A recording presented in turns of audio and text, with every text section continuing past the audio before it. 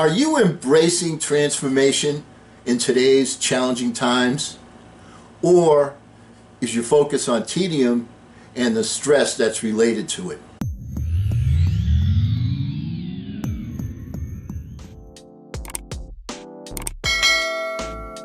Hello again, everyone. I'm Eli's dad with Project Eli, where we educate, lead, and inspire.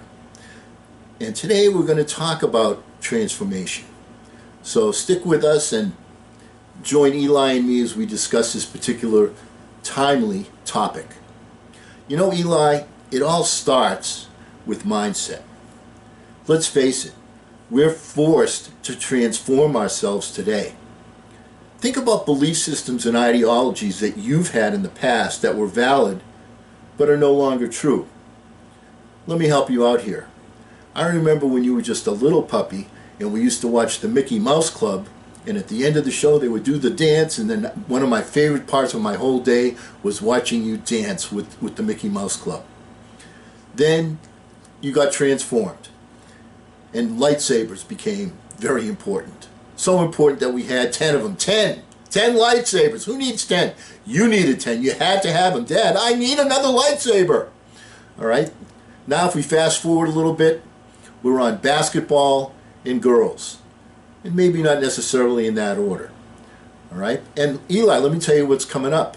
And I'm going to get the help of Harry Chapin, Cats in the Cradle, to tell you what's coming up. Well, he came from college just the other day. So much like a man, I just had to say, son, I'm proud of you. Can you sit for a while? He shook his head and he said with a smile, what I'd really like, Dad, is to borrow the car keys. See you later. Can I have them, please? Now, I've long since retired and my son's moved away. I called him up just the other day and I said, I'd like to see you if you don't mind. And he said, I'd love to, Dad, if I could find the time. But you see, my new job's a hassle and the kids have the flu.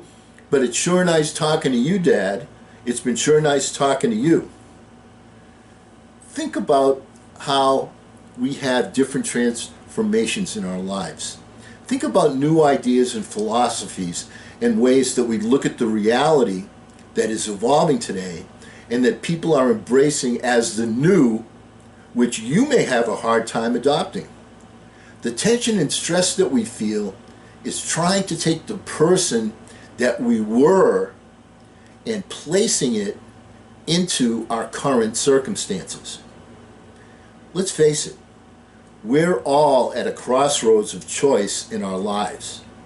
The vast majority of people see restriction. They see problems. They see what's preventing them from doing whatever. How do I know that? People are obsessed with placing blame, finger pointing at individuals, at countries, at organizations. It's time to say, enough already. It makes me want to throw up. Speaking of which, do you remember, Eli, when you were a young guy and occasionally you would, okay? Well, I didn't sit there and start saying, whoa, Mommy, you shouldn't have given him that, and Eli, you shouldn't have done this, and so on. What did I do? I got the towel, I picked it up, I cleaned it up, I made it nice. Then I would give you a hug, make sure you were okay, and we would move forward from there. We didn't finger point. We didn't worry about why this and why that. So let's not dwell on the upchuck. Let's dwell on the bonding opportunity.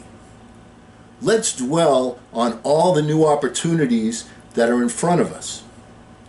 People that have the ability to live outside of their comfort zones embrace inconvenience because it creates opportunity.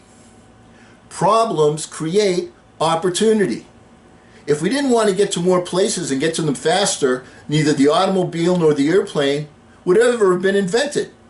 If we hadn't had major oil shortages a year ago, or if global warming and air pollution weren't so prevalent, the electric car wouldn't seem so important. Problems are unsolved opportunities. They are puzzles that need solutions. They are opportunities to be creative. Creativity is a skill that we all possess, but that we seldom employ. Now, Project Eli is constructed to educate, lead, and inspire with personal development blueprints. If ever there was a time to revitalize the collective mindset, it's now. What a country.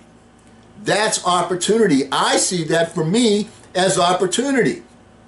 You just have to adjust your vision to the most productive angle to see it. To make sure that your houseplant grows, be cognizant that it needs exposure to direct sunlight.